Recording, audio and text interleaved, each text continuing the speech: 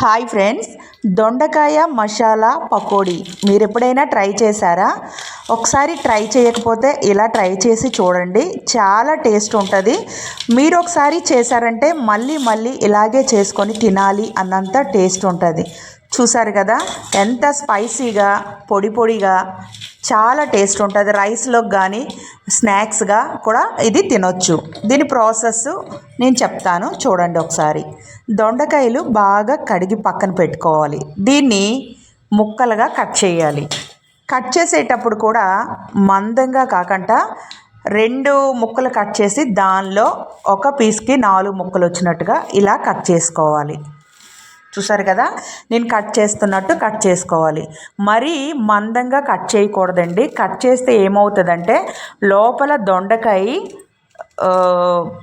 మెత్తగా తినేటప్పుడు తగులుతుంది అనమాట. ఇలా కట్ చేస్తే చాలా స్పైసీ క్రిస్పీగా ఉంటుంది అనమాట. చూసారు కదా, నేను కట్ చేసిన ముక్కలన్నీ చూపిస్తున్నాను. ఇలా కట్ చేసుకొని పక్కన పెట్టుకోవాలి. ఇప్పుడు ఒక బౌల్ తీసుకొని అందులో మనం దొండకాయలు వేసుకొని కట్ చేసుకున్న దొండకాయలు వేసి దీంట్లో మసాలా కలపాలి. అది ఎలా అన్నది నేను చెప్తాను చూడండి. ఇలా కట్ చేసుకున్న తర్వాత దీంట్లో ఫస్ట్ ఉప్పు వేసుకోవాలి. తగినంత ఉప్పు వేసుకోవాలి, అంటే సాల్ట్ వేసుకోవాలి. అలానే కారం వేసుకోవాలి. మీరు ఎంత కారం అంటే స్పైసీనెస్ మీకు ఎంత కావాలంటే అంత కారం వేసుకోండి. అలానే ఒక 1/2 స్పూను పసుపు వేసుకోవాలి. అలానే 1 స్పూను గరం మసాలా పౌడర్ వేసుకోవాలి. అలానే 1 స్పూను అల్లం వెల్లుల్లి పేస్ట్ వేసుకోవాలి. ఇప్పుడు ఇందులో 1 కప్పు కార్న్ఫ్లవర్ వేసుకోవాలి. అలానే 2 కప్పుల శనగపిండి వేసుకోవాలి. ఇది బాగా కలపాలి. మనం కట్ చేసుకున్న ముక్కలకి పిండి పట్టేలాగా బాగా కలుపుకోవాలి. చూసారు కదా, నేను కలుపుతున్నట్టుగా బాగా పైనుంచి కిందకి ముక్కకి పిండి అంటుకునేటట్టు కలపాలి. అలానే వాటరు కొంచెంగా వేసుకొని కలుపుకోవాలి.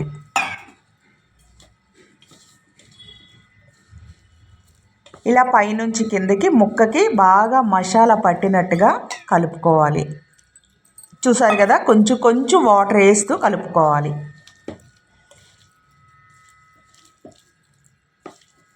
ఇలా కలిపిన తర్వాత ఒక 2 టేబుల్ స్పూన్ వరిపిండి అంటే బియ్యం పిండి కూడా ఇందులో వేసుకోవాలి. బాగా ఇది కూడా వేసి కలుపుకోవాలి. చూసారు కదా, నేను కలిపినట్టుగా ఇలా కలుపుకోవాలి. మీరు ఎప్పుడైనా ఇలా చేసి ఉండకపోతే ఒకసారి ట్రై చేయండి. పిల్లలు కూడా స్నాక్స్ కింద చాలా ఇష్టంగా తింటారండి. అలాగే ఒక రెమ్మ కరివేపాకు కూడా వేసుకోవాలి. తినేటప్పుడు చాలా టేస్ట్ ఉంటుందండి ఇలా వేసుకుంటే. ఇప్పుడు కడాయి స్టవ్ పైన పెట్టుకొని డీప్ ఫ్రైకి సరిపడా ఆయిల్ పోసుకోవాలి. ఇది మనం రైస్లో కూడా ఏదైనా కర్రీ ఉండేటప్పుడు దానికి మనకి ఇది పెట్టుకొని తింటే చాలా టేస్ట్ ఉంటుందండి. లేదా స్నాక్స్ కింద కూడా పిల్లలకి చేసిస్తే చాలా ఇష్టంగా తింటారు. ఇది ఇలా పకోడీలాగా వేసుకోవాలన్నమాట. ఒకదానికి ఒకటి అంటుకోకుండా ముద్దలా పడేయకుండా ఇలా దూరంగా ఇలా విడివిడిగా వేసుకోవాలి. ఇవి ఒకసారి కింద నుంచి పైకి బాగా తిరగేయాలి. కిందన పైన బాగా ఉడకనివ్వాలి.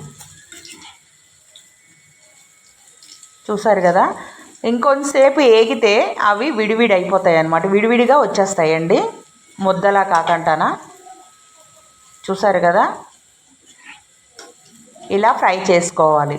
అలా అని బాగా ఫ్రై అవ్వకూడదండి, జస్ట్ కలర్ వచ్చేస్తే సరిపోతుంది.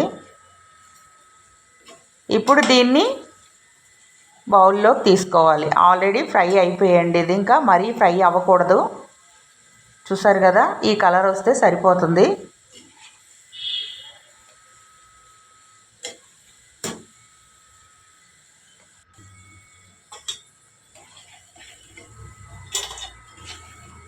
అలానే ఇంకొంచెం ఉన్న పిండి కూడా దీంట్లో వేసి చూపిస్తాను. చూసారు కదా, ఈ కలర్ వచ్చిన తర్వాత తీసేయాలి. ఇప్పుడు ఇదే పిండిలో ఇంకొంచెం ఉంది కాబట్టి అది కూడా వేసి చూపిస్తాను. ఇలా పకోడీ టైప్లో వేసుకోవాలి. ఎందుకంటే ఇది దొండకాయ మసాలా పకోడీ కాబట్టి. చూసారు కదా, చాలామంది ఏంటంటే ముద్దలు ముద్దలుగా వేసేస్తారు. ఇలా దూరంగా వేస్తే చాలా విడివిడిగా వచ్చి తినటానికి కూడా చాలా టేస్ట్ ఉంటుంది అన్నమాట.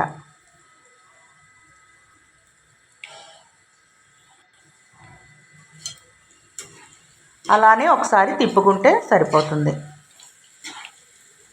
చూసారు కదా ఎంత క్రిస్పీగా ఉందో, అలాగే టేస్ట్ కూడా సూపర్గా ఉంటుందండి. ఒకసారి మీరు కూడా ట్రై చేయండి.